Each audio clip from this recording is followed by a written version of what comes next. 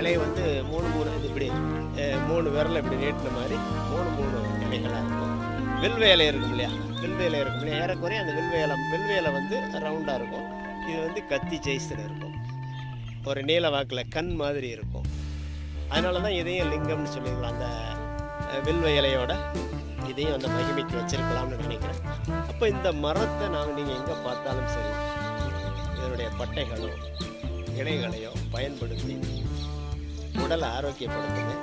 அது மட்டும் இல்லை, இந்த மரங்கள் அங்கங்கே ஒரு ஊருக்கு ஒரு மரம் இதை வளர்த்தோம் அப்படின்னா ஆரோக்கியத்தையும் நம்ம பெற முடியும்.